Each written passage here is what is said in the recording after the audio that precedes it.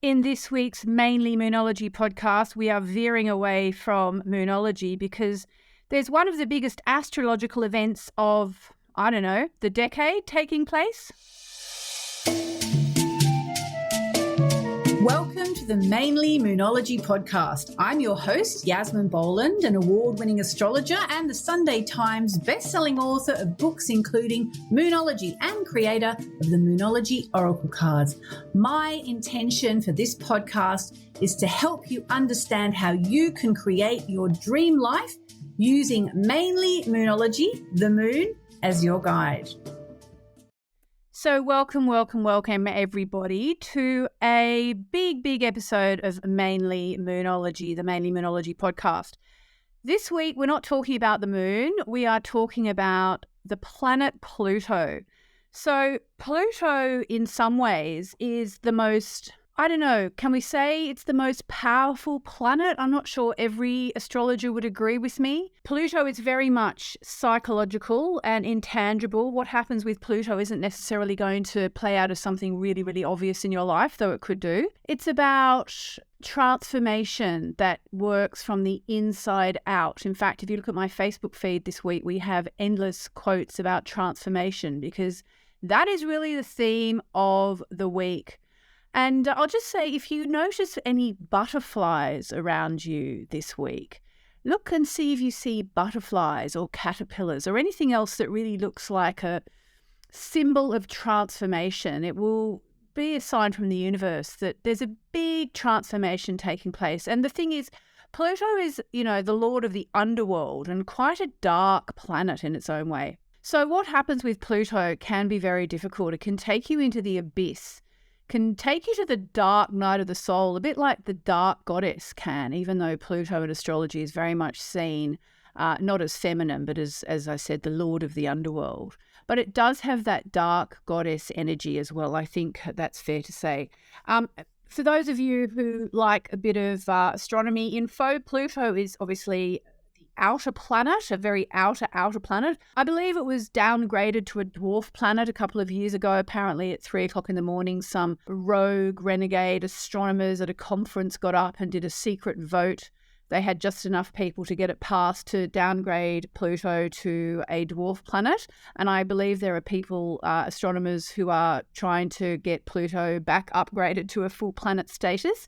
But I will say astrologically, Pluto doesn't really care about being a dwarf planet for the simple reason that Pluto is a lot about stealth and subterfuge and going under the radar. And basically, when Pluto hits you, things happen that you may not even be able to put your finger on for a while, but you start to feel differently. And like I said, transformation is very much one of the key words for Pluto. Another key word for Pluto is rebirth. So one of the symbols we associate very strongly with Pluto is the phoenix rising from the ashes. Now, obviously, probably like you, I've heard about the phoenix that rises from the ashes many times, but it actually wasn't until one of the Harry Potter films, and I'm afraid I can't remember which one, maybe someone out there can. There was a Harry Potter film where there was actually literally in one of the teacher's studies, there was a phoenix that basically rose from the ashes. As I recall, and I'm not really good at remembering films, they kind of go, in one ear and out the other, or in one eye and out the other. But as I recall, the phoenix was kind of on a loop, a bit like if you've ever seen a boomerang post on Instagram, which just plays and repeats and plays and repeats and plays and repeats over a matter of a few seconds. As I recall, it was this beautiful phoenix bird that suddenly combusted into flames and turned to ash, sort of under the perch where it had been sitting, dropped to the table or whatever, and then very quickly reconstituted itself to be as beautiful as before, and then went back up on its perch and then very quickly combusted again and just kept going in this endless cycle.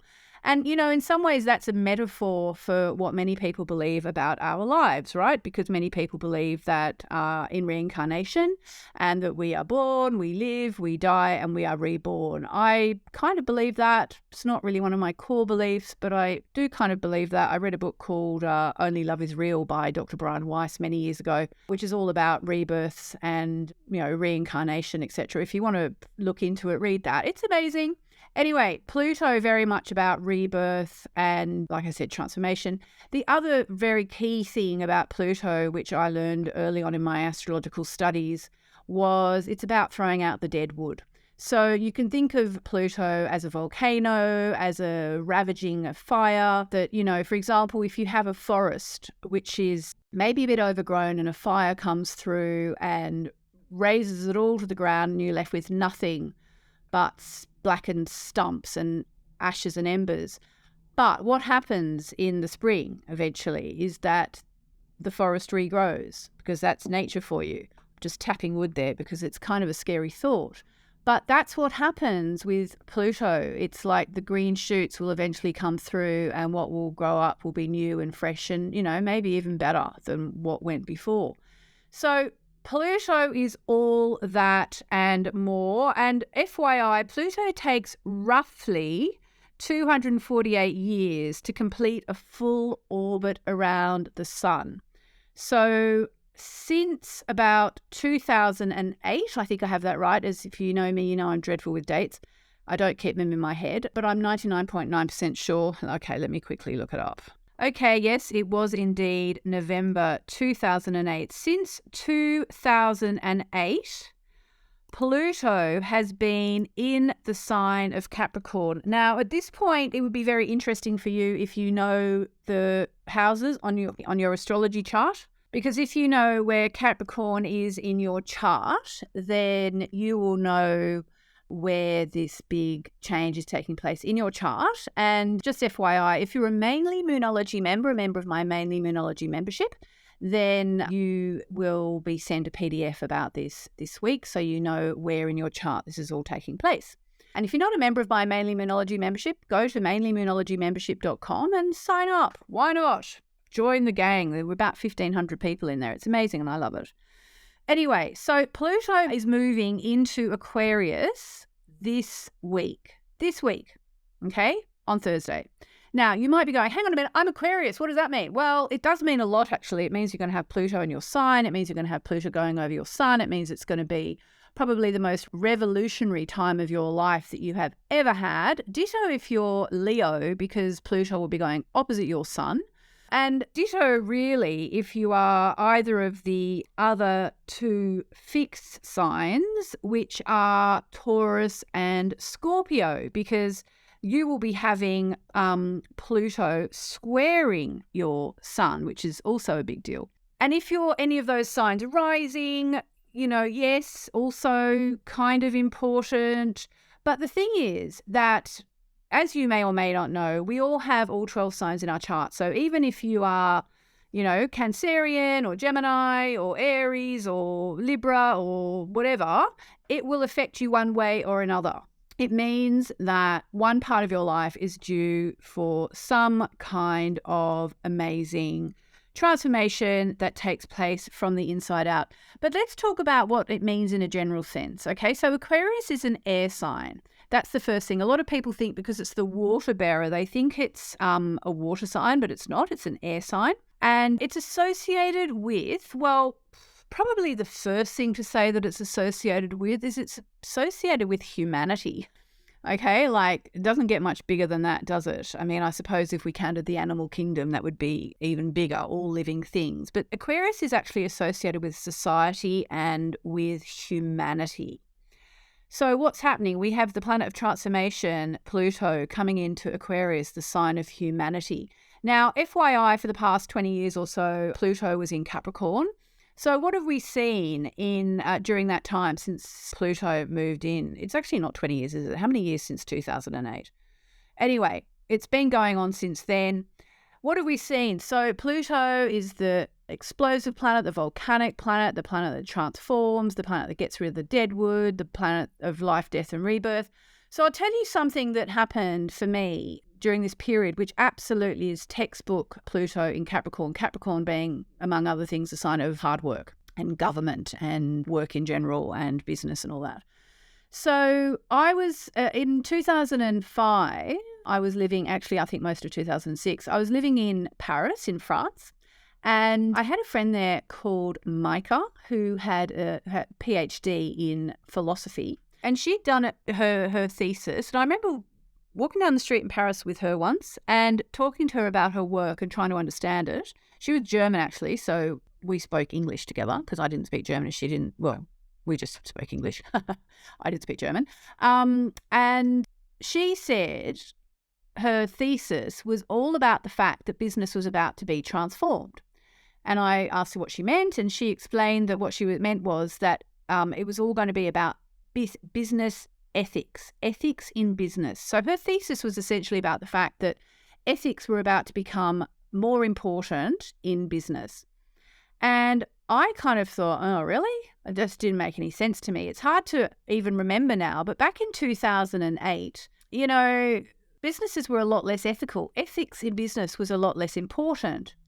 And, fast forward, 10 years maybe, and I remember being in a coffee shop here in London, and reading about how some big conglomerate like Starbucks or Coca-Cola, I think it was Starbucks actually, had agreed, having come under tons and tons of criticism for not paying enough company tax, exploiting all the loopholes that allowed them to pay very little company tax, despite the fact that they're this multi-billion-dollar company.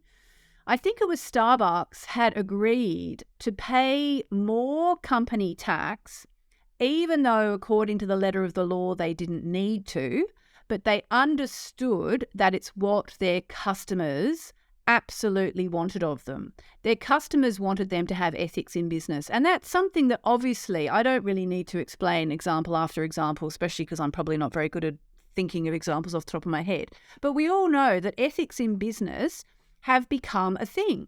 Like, you can no longer be a shisty person who's destroying the Amazon rainforests just to produce your whatever and think you're going to get away with it. You can no longer get away with not paying company tax. You can no longer get away from, exploiting people in sweatshops to do the work for you. And, even though it still goes on, and even though, to an extent, some people still turn a blind eye, especially for things like fast fashion where, who doesn't want a $5 t-shirt or a £5 t-shirt? But, as we start to realize more and more about the importance of fair trade, who doesn't pick the fair trade coffee? Who doesn't pick the fair trade chocolate? I do, and we're all becoming more conscious of it. Anyway, so I just want to give you an example. That was Pluto in Capricorn. Now we have Pluto moving into Aquarius.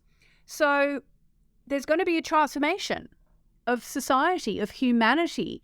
And I think we could all agree that began with the pandemic, especially with the big quit, the big resignation, where people suddenly went, you know what? I was born for more than just being alive, paying taxes and dying, paying bills and dying. People started to realize that quality of life really, really counts, and, quit their jobs in droves and, woke up to something I've known for 25 years, that working from home is much better, especially if you have nice people at home to work with. That definitely helps as well. But Aquarius is also associated with innovation and technology, so we can expect some really big things there, maybe to do with power, because even though Pluto is not electricity, actually that's Uranus, but it is a very powerful planet. So, it's about oil, for example. Maybe we'll see things to do with, literally oil transformation. It'll be about power within society. There'll be changes there. Transformations in how we approach technology, innovation, technology. I don't know, are we going to get more robots asking us to confirm our humanity? All that kind of stuff. So it's going to be big, and there could be a kind of a restructure of society, even though, again, structure is a Saturn word. But think of society as being broken down. So eventually it's going to have to be built up again. The hierarchies may change. It's going to be very interesting to see what happens. Pluto's influence, it can be very intense and disruptive, but as I said at the start of this, it's also often very, very psychological and therefore intangible, okay? And ultimately, it's all about bringing around transformation. So even if things do seem, it's like, when they say things have to fall apart before they get put back together, it can be a bit like that.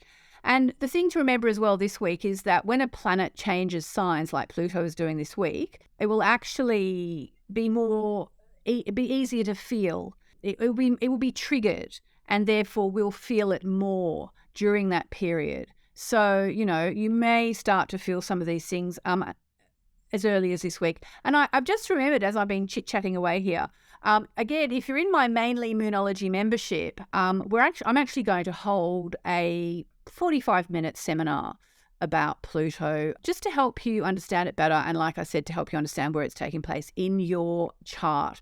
So again, if you're not a Mainly Moonology member and you'd like to be, go to mainlymoonologymembership.com and you can sign up there. All right, so probably we'll also see more activism as Pluto starts to go through Aquarius, a greater emphasis on things like social justice. And, it's a time to change humanity, which in turn will change the world. So, what else can I say about this? Scientific advancements, very possible technological breakthroughs that have a huge impact on society or the world at large. It can also show us the dark side of humanity and the dark side of technology. So, they're things to watch out for. Again, this is not something I know a great deal about, like reincarnation. I know as much as the next person, but, not a lot. But, when it comes to Atlantis, one thing I've read is that Atlantis, for what it's worth, Plato believed in Atlantis. So who am I to argue with Plato? Atlantis was allegedly destroyed because their technology outstripped their ethics. How profound is that? Their technology outstripped their ethics. So I think we're in real danger of that happening here in the real world. Just really quick reference, ChatGPT that's come through. There was that New York Times article about the guy who had a very unsettling 4-hour conversation with ChatGPT. If you don't know what it is, it's a new thing it's a new artificial intelligence that people are experimenting with. And the ChatGPT, amongst other things, told him that he didn't love his wife and he should leave his wife for the AI, which is really weird. Okay, and definitely a harbinger of what's going on here. It's also a time when we need to be releasing the past, letting go of the old way of living, and, making way for the transformation that's going to come through. Ultimately, Pluto's transit through Aquarius is a time for us to embrace change and innovation, but change, it's not really change. That's why I use the word transformation. Change, again, is a Uranus word. Transformation is a Pluto word, and because it's not just about a little bit of change, it's about a complete transformation. So I hope that helps you understand a little bit of what's going on this week. I hope you will consider joining me in the Mainly Moonology membership if you want to be there for the mini Pluto workshop we're going to do this week, so you can work out how this is actually affecting you personally. And I hope you have a great week. I'll speak to you next week. Lots of love. I hope you enjoyed this week's episode of the Mainly Moonology podcast. If you'd like to stay updated with the moon and moonology and astrology and all the other things we cover, be sure to subscribe to the podcast via Apple Podcasts or Spotify. You'll be notified whenever a new episode is up. Also, it would mean a lot to me and my team if you could leave us a glowing 5-star review on your podcast platform of choice, please. That actually helps more people find us too, which spreads the love and surely also brings you amazing karma for taking a moment to help us out and to help other people find the podcast. Have a great week, and I hope to speak to you next week. Lots of love.